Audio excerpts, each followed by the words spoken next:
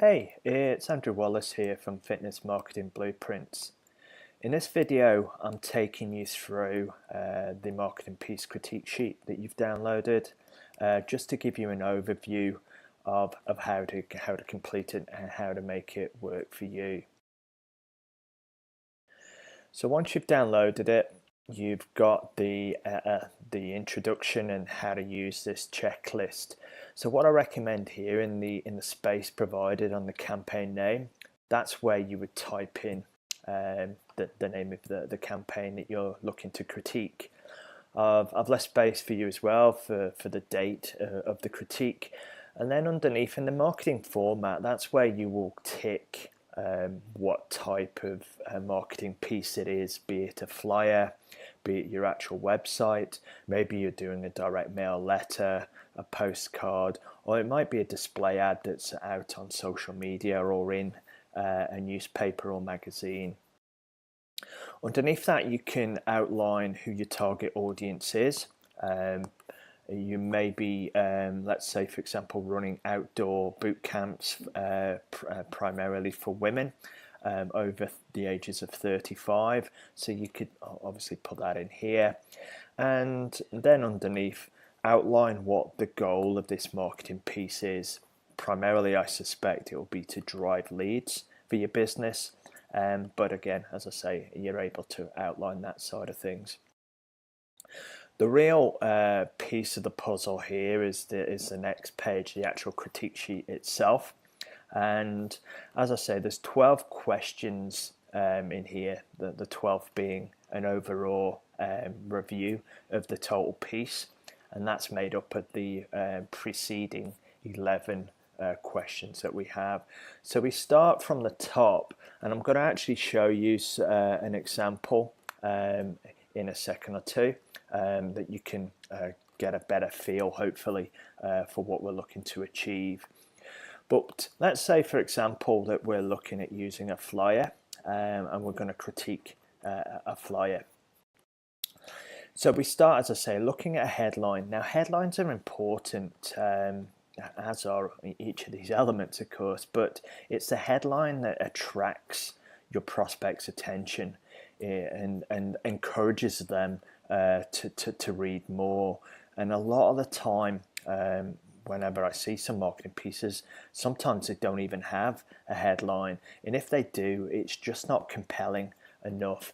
So we want to do on each of these, you're grading yourself or grading your marketing piece on a scale of 1 to 5, where 5 is you've absolutely nailed it, and 1 is that it's pretty poor and it needs some substantial work before you feel comfortable enough to release that marketing piece.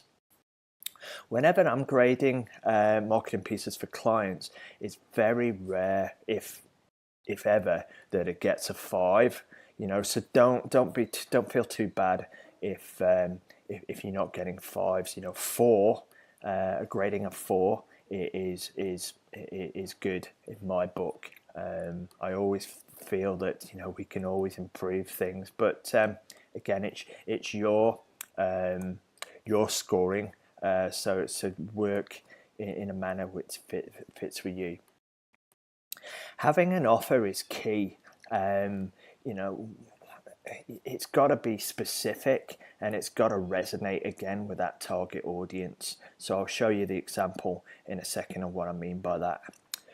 Graphical elements are key. If, for example, you would just had a flyer and it was 100% text, how compelling is that? You more often than not, it's not even going to get a second glance. If it drops in somebody's mailbox, they're just going to screw it up and throw it in the bin. So having graphic pieces, photos, images of things, etc., will play a key part in attracting that prospect's attention and working in conjunction with the headline to encourage that person to read more. If you've got testimonials from clients that have had success based around the service or product that you're looking to offer, then it always makes a lot of sense to be able to use them in your marketing pieces as well.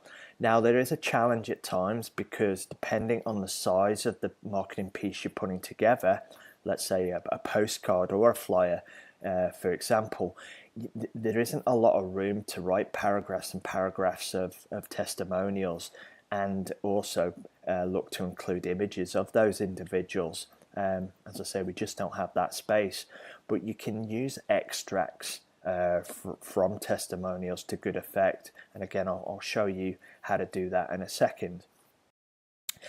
Having a close or a call to action is key, and again, a lot of the time people don't have a strong call to action, so it leaves the user or the prospect unsure what they're expected to do next. Make that easy for them. Encourage them, show them, or guide them to what you want them to do, which is either click the link, pick up the phone, or come in to see you at your facility to take them to the next step. Urgency, which is number 6 on the checklist.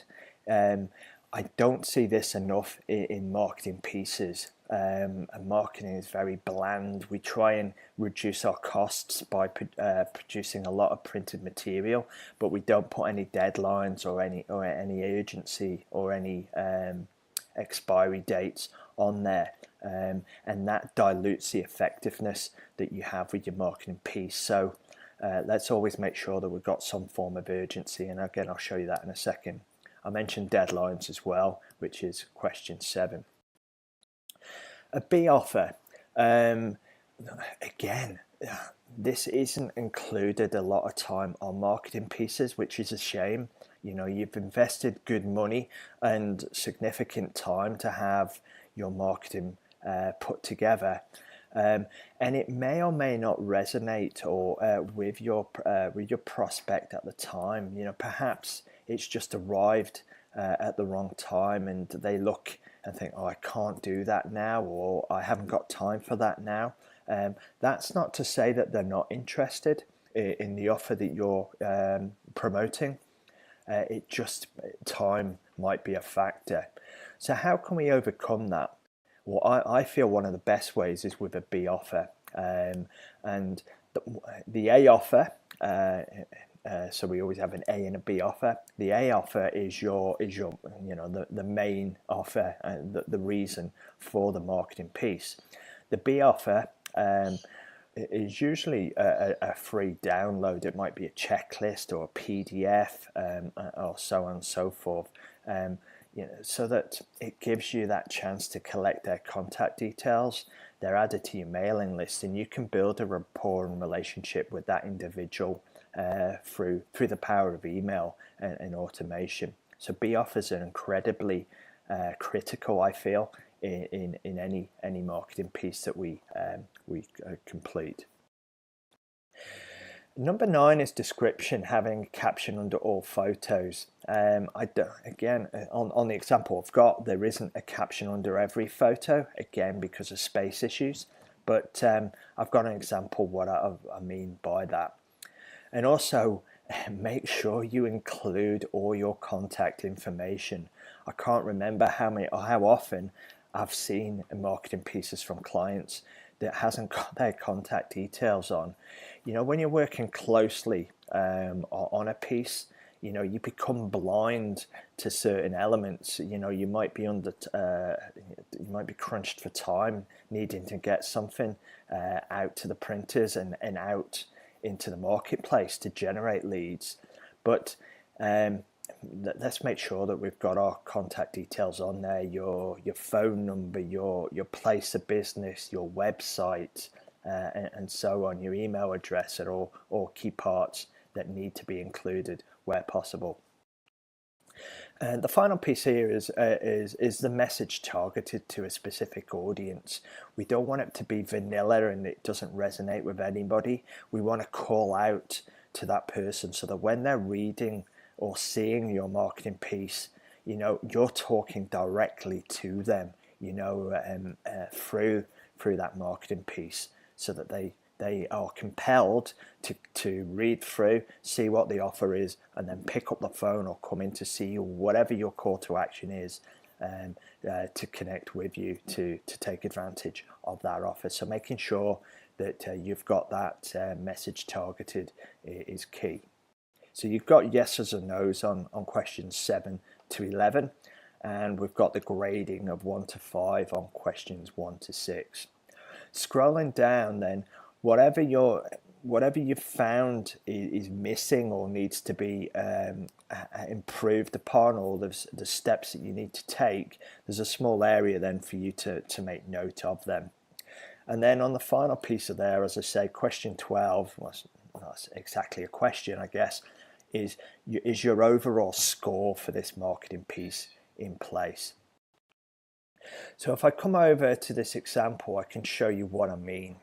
This is a flyer that I helped a client put together for their outdoor 12-week program that they did. So you can see right away at the very top here, wanted stands out, and we're calling directly to women and men of Townsville who want to burn fat, lose kilos and centimeters in 12 short weeks. So we've already caught their attention with the wanted, along with the images down the side here. We're telling them who we're calling out to, and then it compels them to carry on reading about this element. We've got graphical elements here, as you can see, and if I scroll down further down with the logo, etc., the logo being quite it is prominent but not in your face, so that it's there to brand the piece, telling them what we do, etc. We've got some contact details down here with the website, the mobile and the email address. And then another thing with flyers as well, while I look at this, is that there's always two sides, so let's make use of that real estate, that blank space. And what we did here, as you can see, we've included some testimonials. So we've got photos, and we've got enough space to actually include some text there. Our call to action and urgency on this, to be honest, it could be improved. I'd like to see an expiry date on here to add to that urgency, and to add a deadline on here.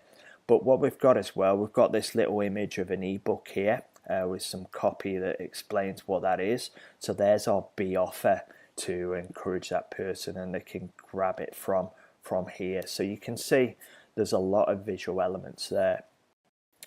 What I'll be sharing with you in the coming days as well is some headline ideas and some headline swipe files for you to look at, and some other elements as well, which will go over how to improve your offer, how to look after the graphical elements, etc. on that side. But I just wanted to put this quick video together for you, so you've got an idea of how to put this together. Any questions? Pop an email to me, Andrew at Andrew Wallis, WALLIS.me, or you can reach us on Andrew Wallis HQ on Facebook or Instagram. Take care, guys. Speak soon. Bye for now.